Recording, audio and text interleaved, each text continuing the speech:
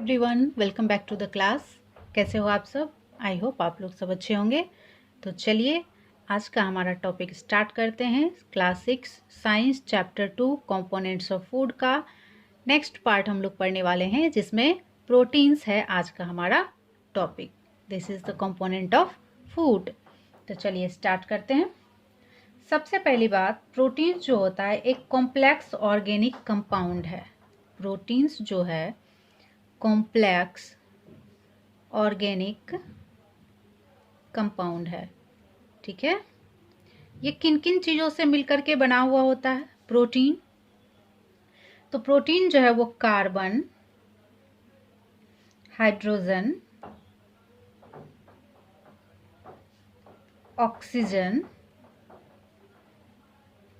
And nitrogen से मिलकर के बना हुआ होता है। ठीक है, प्रोटीन एक कॉम्प्लेक्स ऑर्गेनिक कंपाउंड है जिसमें carbon, hydrogen, oxygen and nitrogen present रहते हैं। ठीक है, कुछ ऐसे प्रोटीन्स होते हैं जिसमें सल्फर और फास्फोरस भी और उसके अलावा कुछ मेटल्स भी कुछ अमाउंट में मौजूद रहते हैं। कुछ ऐसे प्रोटीन्स होते हैं, सब में नहीं रहता है। ठीक है, a protein molecule is made up of a large number of smaller molecules called amino acid.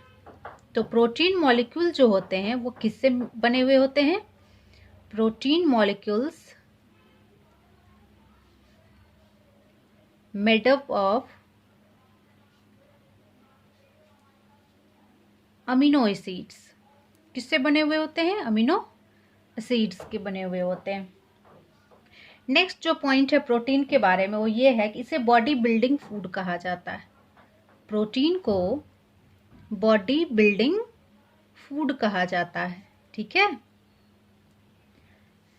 Next, protein are obtained from 2 sources, plants and animals. ये 2 सोर्स से प्राप्त होते हैं। Obtained from plants and animals. ठीक है, ये plant से भी ऑब्टेन्ड होते हैं और एनिमल से भी ऑब्टेन्ड होते हैं।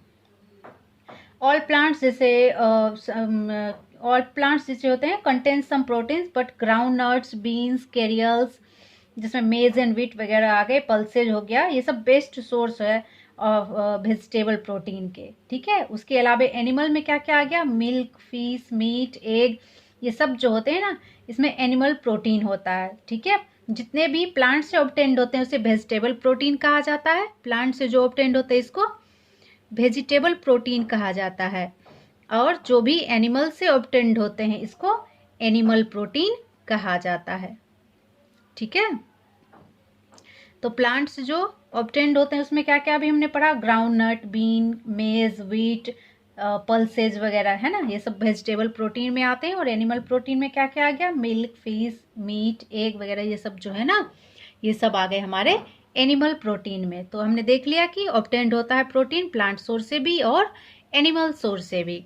नेक्स्ट हम लोग देखते हैं, animal protein contain sufficient quantity of essential amino acid. Animal protein जो होते हैं ना, उसमें पर्याप्त मात्रा में अमीनो एसिड्स मौजूद होते हैं।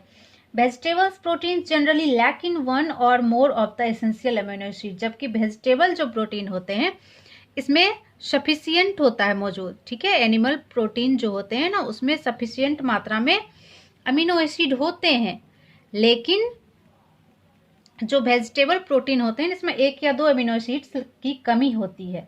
ठीक है, तो मोस्ट इम्पॉर्टेंट सोर्स जो है प्रोटीन का वो एनिमल सोर्स ज़्यादा बेटर है। ठीक है ना, प्रोटीन्स हेल्प इन, अब प्रोटीन क्या क्या करता है? It help in digestion, digestion में हेल्प करता है। कौन? प्रोटीन हेल्प करता है। उसके बाद बॉडी ग्रोथ में प्रोटीन किस चीज़ में हेल्प करता है? तो बॉडी ग्रोथ में, टिश्यू रिपेयर करने में, हमारे बॉडी में जो टिश्यू डैमेज हो जाते हैं ना उनको रिपेयर करने में भी हेल्प करता है। कौन? प्रोटीन। एंड बायोकेमिकल प्रोसेस जो होते हैं ना, हमारे बॉडी में कुछ बायोकेमिकल प्रोसेस होते हैं डाइजेशन के टाइम पे, हाँ, केमिकल प्रोसेस, तो उसको भी कंटिन्यू करने में ये हेल्प करता है। ठीक है, उसके बाद आगे बढ़ते हैं हम लोग। The body requirement of proteins is 1 ग्राम पर kilogram of the body weight. अगर किसी के बॉडी का वेट, ऐसे मैं एग्जांपल देके बता रही हूँ, ऐसे 1 किलोग्राम होता नहीं है किसी के बॉडी का वेट तो अगर 1 किलोग्राम वेट है ना किसी के बॉडी का, तो उसको कितनी मात्रा में, कितना अमाउंट में प्रोटीन चाहिए होगा, 1 ग्राम। ठीक है, तो उस हिसाब से हम काउंट कर सकते हैं। अगर किसी के बॉडी का वेट जो है 10 kg है, तो उसे कितने मात्रा में चाहिए, तो 10 ग्राम उसको चाहिए, क्या, प्रोटीन चाहिए।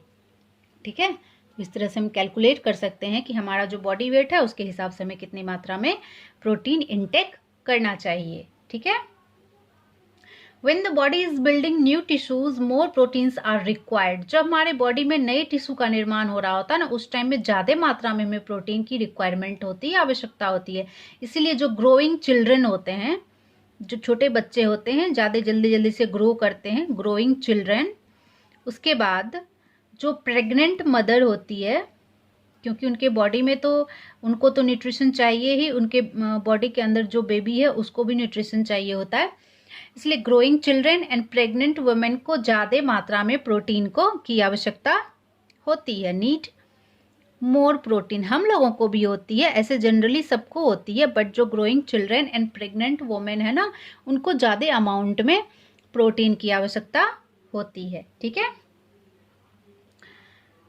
तो और लार्जर अमाउंट में प्रोटीन चाहिए भी होता है, क्योंकि ये फाइट करता है इन्फेक्शन के अगेंस्ट भी। Children having protein deficiency do not grow well. अगर किसी बच्चे को प्रोटीन डिफिशियंसी है, दैट मीन्स अगर उनके बॉडी में प्रोटीन की रिक्वायरमेंट पूरी नहीं हो पा रही है, तो वो अच्छे से ग्रो नहीं कर पाएंगे, वो अंडरवेट हो जाएंगे, स्किनी हो जाएंगे। ठीक है, little flesh on the bones, उनके हड्डियों के ऊपर ना बहुत कम मात्रा में मांस रहेगा, फ्लेश रहेगा, अंडरवेट हो जाएंगे, वजन उनका बहुत ही कम हो जाएगा, एकदम बिल्कुल पतले रहेंगे। ठीक है, तो इस तरह से हम लोग देख लिया कि प्रोटीन क्या है, इसकी क्या क्या रिक्वायरमेंट्स हमारे बॉडी में, किनको ज़्यादा अमाउंट में प्रोटीन चाहिए, और बॉडी वेट के हिसाब से हमें कितनी मात्रा में, कितना अमाउंट में प्रोटीन इंटेक करना चाहिए, वो भी हमने देख लिया।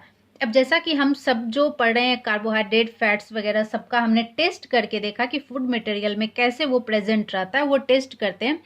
तो आज हम लोग प्रोटीन का भी टेस्ट करेंगे, test for proteins. That means कैसे टेस्ट करेंगे कि किसी भी फूड मटेरियल में प्रोटीन मौजूद है। तो एक्टिविटी के थ्रू करेंगे, देखते हैं एक्टिविटी क्या है। सबसे पहले क्या करना है, take a small quantity of the given food sample and crush it. कोई भी फूड लो, फूड सैंपल लो, छोटा कम अमाउंट में कोई भी फूड लो, उसको क्रश करो, अच्छे से मसल दो। Transfer about 1 gram of the crushed food to a test tube and add few drop of concentrated nitric acid to it. अब एक टेस्ट ट्यूब लो, उसमें वो क्रस्ट जो फूड मटेरियल है उसको टेस्ट ट्यूब में डाल दो।